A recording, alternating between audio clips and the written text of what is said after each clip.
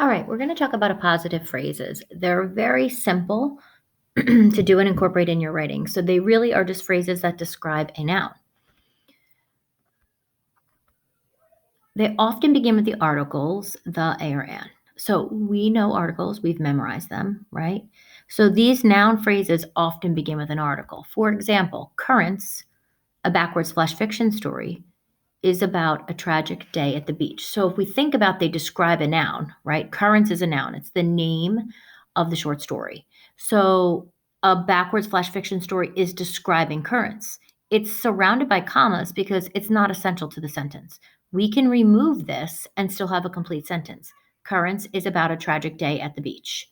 Now, appositive phrases can be in the middle of the sentence as long as they're next to the noun it's describing. They can be at the beginning of the sentence. A backwards flash fiction story, comma, Currents is about a tragic day at the beach.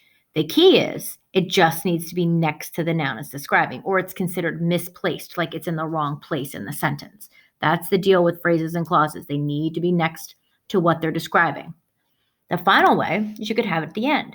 A tragic day at the beach is the main topic of Currents, comma, a backwards flash fiction story. Again, a backwards flash fiction story is describing currents and can be removed from the sentence, and the sentence makes sense without it.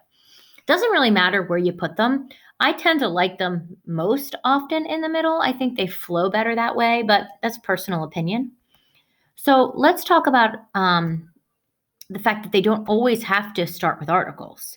So here's an example. Currents, comma, my favorite backward flash fiction story is about a tragic day at the beach. Again, my favorite backward flash fiction story is describing currents. Do I need it? No. Currents is about a tragic day at the beach. I can remove it from the sentence. It still makes sense. It's next to the noun it's describing, and it's surrounded by commas. Those are the three main things you need to remember. Now let's just take a look. In addition to describing stories, they're also great to describe characters. So Gary, comma, the girl's father, comma, is dealing with the tragedy differently than his mother. So the girl's father, here's an article, the what? The girl's father, that entire thing should be surrounded by commas. It's the noun phrase describing Gary. Gary is dealing with the tragedy differently than his mother, right? You don't need the girl's father, but what it is, it's a great way to combine two short, simple sentences. So let's take a look. We could say Gary is the girl's father.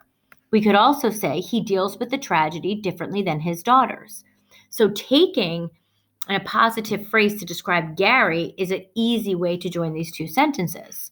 Gary, the girl's father, deals with the tragedy differently than his daughters, right? So it's a good way to use appositive phrases to combine simple sentences. So what I'm challenging you to do is go back to your analysis and look for any places where you can join two simple sentences or where you can vary your sentence structure by using an appositive phrase. Okay, good luck.